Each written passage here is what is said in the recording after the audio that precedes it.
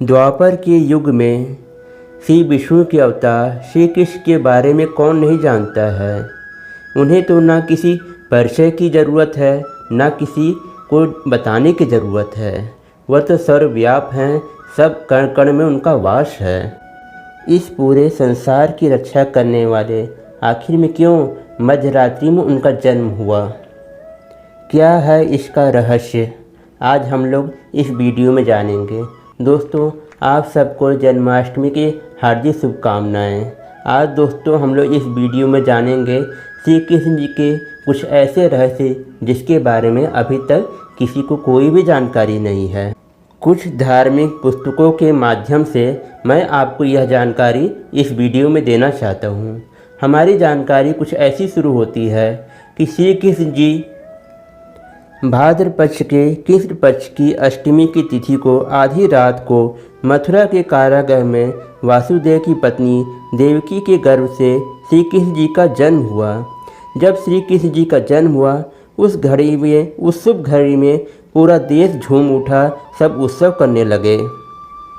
द्वापर युग में श्री कृष्ण जी बुधवार को रोहिणी नक्षत्र में उनका जन्म हुआ। रात्रि काल में उनके अवतार का एक प्रमुख कारण है जो इस प्रकार है। श्री कृष्ण जी चंद्रवंशी थे। चंद्रदेव उनके पूर्वज थे। बुध चंद्रमा के पुत्र हैं। इसी कारण चंद्रवंश में उनके पुत्रवत में श्री कृष्ण जी बुधवार के दिन उन्होंने चुना और उस दिन उन्होंने अवतार लिया। रोहिणी चंद्रमा की प्रिय पत्नी और नक्षत्र हैं।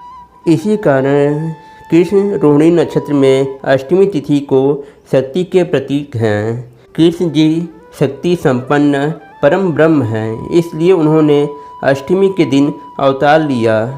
श्री कृष्ण जी रात्रि के मध्यकाल में उन्होंने जन्म लिया, क्योंकि जो है चंद्रमा उनके पूर्वज थे। वो ये चाहते थे कि श्री कृष्ण जी हमारे कुल में उनका अवतार हो, और श्री कृष्ण जी अपने पूर्वजों के रहने पर वो उनके उपस्थिति में वो जन्म लेना चाहते थे।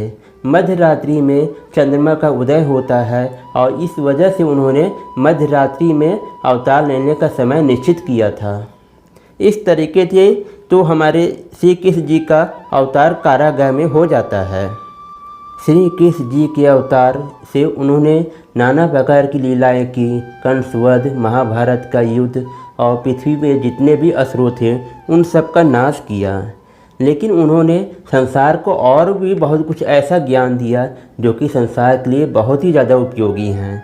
जैसे उन्होंने कहा कि जहाँ पे आनंद और प्रेम होता है वहाँ पे अहंकार टिक ही नहीं पाता है, क्योंकि जहाँ पे प्रेम होगा, आनंद होगा, वहाँ पे विश्वास होगा, आत्म सहयोग होगा, तो वहाँ पे अहंकार कैसे टिक सकता है? इसलिए अहंकार के लिए कोई जगह ही नहीं है। इसलिए उन्होंने मनुष्य को आपस में प्रेम और आनंद के साथ में रहने के लिए कहा, जिससे कि मनुष्य के बीच में अहंकार के लिए कोई जगह ही न बचे। और जब मनुष्य के अंदर में अहंकार भर जाता है तब हमारी जो आत्मा होती है उसके लिए यह शरीर जो है एक जेल बन जाता है, जिसमें हमारी आत्मा घुटने लगती है, उसे कई तरीके की प्रताड़ना मिलने लगती है, क्योंकि आत्मा जो है परमात्मा का स्वरूप है और इस शरीर में रह के उसे काफ़ी जो है तकलीफ़ होती है।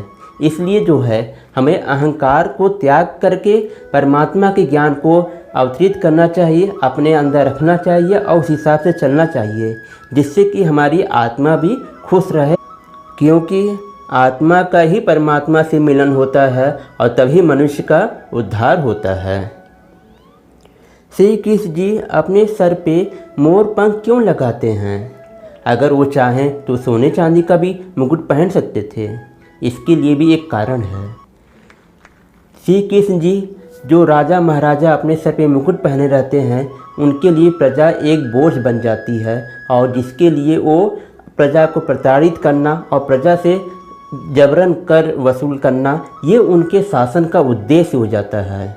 लेकिन श्री कृष्ण जी इतने ही जगत के प्रिय थे कि उन्होंने मोर पंख लगाया और प्रजा के बीच में रह के एक आम जन बन के उन्होंने जीवन व्यतीत किया, जिससे कि वो अपने प्रजा के सुख और दुख का अनुभव कर सके और उनके दुखों का निपटारा कर सके, और जिससे उनकी सारी प्रजा खुशी रहे, हमेशा आनंद प्रफुल्लित रहे। इसलिए उन्होंने अपने सर पे सोने का ताज नहीं रखा, एक मोर पंख रखा, जिससे कि वो लोगों के लिए भला कर सकें। इस तरीके से हमारे श्री कृष्ण जी हमेशा समाज का अच्छा और भला करते रहें। इस तरीके से मेरी यह जानकारी यहीं पे समाप्त हो जाती है। उम्मीद है आपको यह मेरा वीडियो पसंद आया होगा। दोस्तों, अगर आपको यह मेरा वीडियो पसंद आया हो, इसे ज़्यादा से ज़्यादा लाइक करें, शेयर करें और मेरे चैनल को सब्सक्राइब करने में बिल्कुल कोई कंजूसी मत करिएगा। और दोस्तों, इस वीडियो को ज़्यादा से ज़्यादा शेयर करिएगा, जिससे यह मेरी जानकारी ज़्यादा से ज़्यादा लोगों तक पहुंच सके और उन्हें भी अच्छा लगे। अब आप मुझे इजाज़त दीजिए, मैं अगले वीडियो में फिर एक नई जानकारी, एक नई कहानी के साथ ही मिलूँगा। तब तक के लिए आप मुझे इजाज़त दीजिए। जय श्री हरि कृष्णा।